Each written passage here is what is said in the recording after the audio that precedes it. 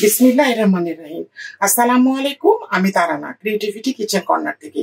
Viewers, আজ আমি আপনাদের জন্য নিয়ে এসেছি এই ডিশে একটি নিরামিষ উস্ত আলু দিয়ে একটি ভাজি। এখানে আছে আমার 1 কেজি উস্তটা আপনারা আগে ধুয়ে নেবেন খুব সুন্দর করে, তারপরে আপনারা কুটবেন। নাহলে হয় কি, উস্তের মধ্যে পানি থাকলে তিতর লাগে বেশি। আমি একদম ঝরঝরা করে নিয়েছি, দেখুন একদমই ঝরঝরা। এখানে 1 কেজি মতো উস্তে আছে। এই গরমে একটু তিতো জিনিস না খেলে কেন জানি ভালোই লাগে না।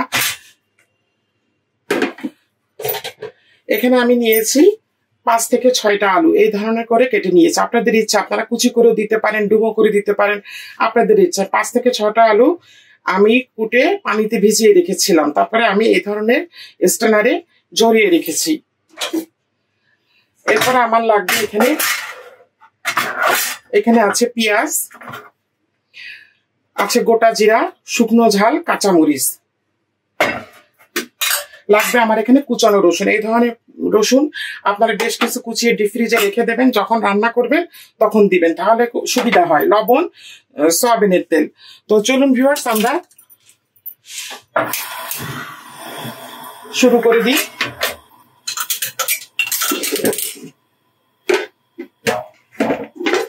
আমি একটি মাল্টিপারপাস ফ্রাই প্যান ব্যবহার করছি।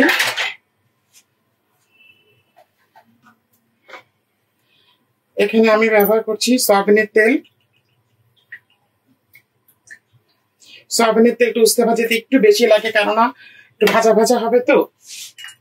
আমি এখানে হাফ কাপের একটু বেশি, এই মেজারমেন্ট কাপের হাফ কাপের একটু বেশি ব্যবহার করেছি সয়াবিনের তেল।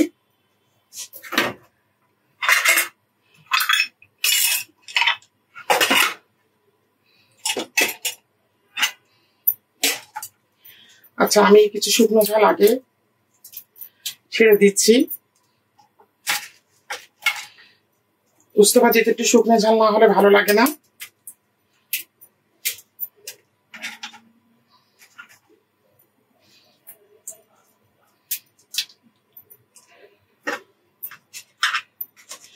মরিচটা আপনাদের পছন্দ মতো যেটুকু ইচ্ছা দিবেন। দিচ্ছি গোটা জিরা,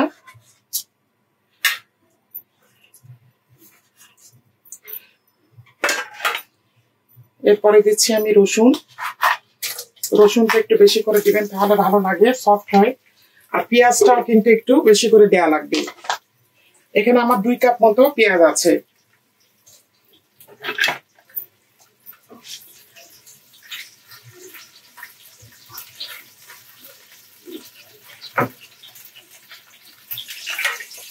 এখন আমি পেঁয়াজটা দিয়ে দিচ্ছি।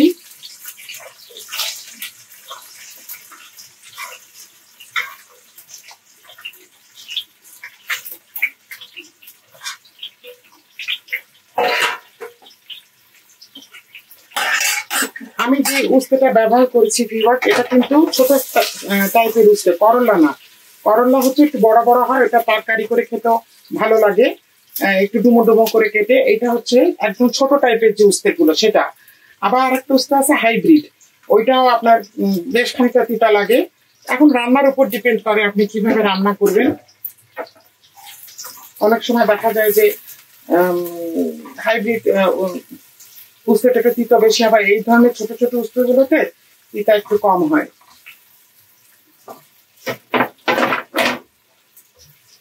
পেঁয়াজটা একটু শালো ফ্রাই হোক, তারপরে আমি উস্তেগুলো দিয়ে দেব। আমি লবণ দিচ্ছি।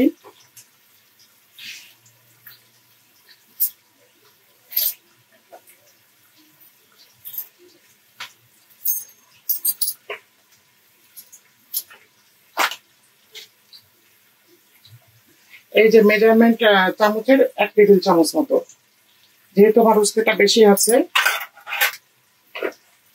রান্নার সময় খুব সাবধানে রান্না করবেন, যেহেতু আগুন জিনিস, যে কোনো সময় অ্যাক্সিডেন্ট হয়ে যেতে পারে।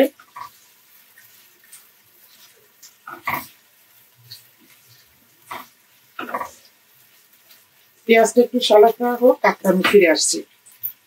ভিউয়ার্স, আমি এখন আলুগুলো দিয়ে দিচ্ছি। আলুগুলো যেহেতু পানিতে ভিজানো ছিল, একটু শক্ত হয়ে যায় পানিতে ভিজিয়ে রাখলে। আপনারা চেষ্টা করবেন তাড়াতাড়ি রান্না করে ফেলা।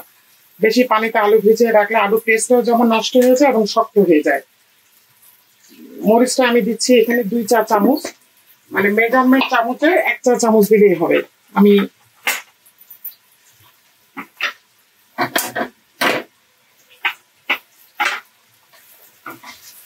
এই আলুটা একটু উস্তে ভাজিতে কিন্তু ঢাকতে হয় না, আমি একটুও ঢাকবো না, ঢাকলেই আপনার পানি কেটে দেবে এবং ভাজিটা আপনার ঝরঝরা হবে না। উস্তে ভাজি ঝরঝরা না হলে ভালো লাগে না।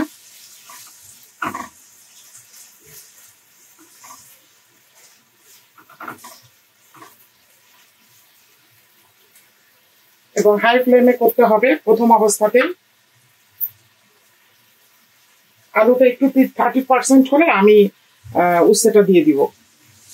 আলুটা আমার 30% বয়েল হয়ে গিয়েছে, আমি এখন উস্তেগুলো দিয়ে দিচ্ছি।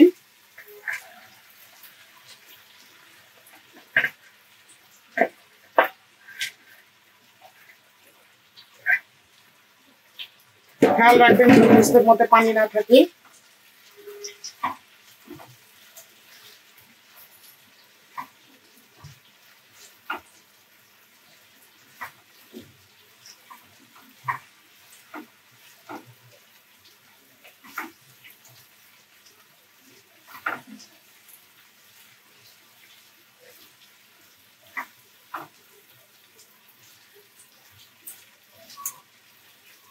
এভাবে ঢাকনা ছাড়াই করবেন, ঘন ঘন নাড়তে হবে যাতে নিচে না লেগে যায়।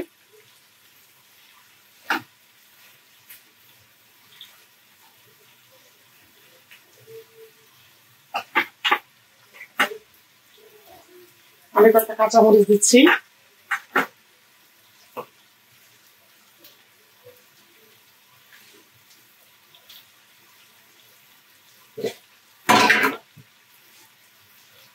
ফিরে আসছি আমি 10 মিনিট পরে। দেখুন কালারটা কত সুন্দর এসেছে, একদম সবুজ।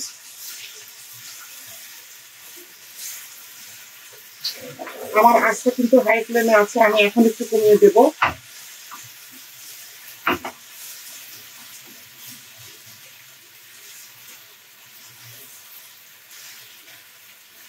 সাদা ভাতের সাথে উস্তে ভাজি খুবই ভালো লাগে এই গরমে।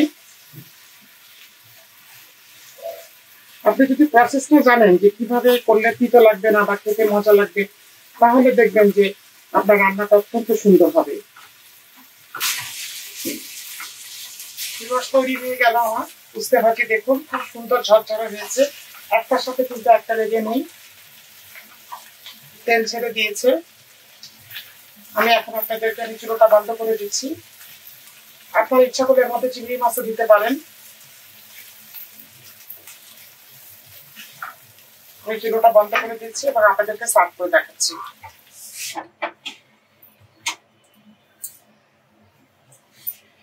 তৈরি হয়ে গেল অত্যন্ত মজাদার উস্তে ভাজি। আপনারা এটা করলা দিয়েও করতে পারেন বা হাইব্রিড যে উস্তেগুলো আছে সেটা দিয়েও করতে পারেন। সাদা ভাতের সাথে একেবারেই জমে যাবে। আর উস্তে ভাজি করলে আপনারা যাদের বাসায় নন স্টিক ফ্রাই প্যানে করার চেষ্টা করবেন, তাদের খুব সুন্দর ঝরঝরা হয়।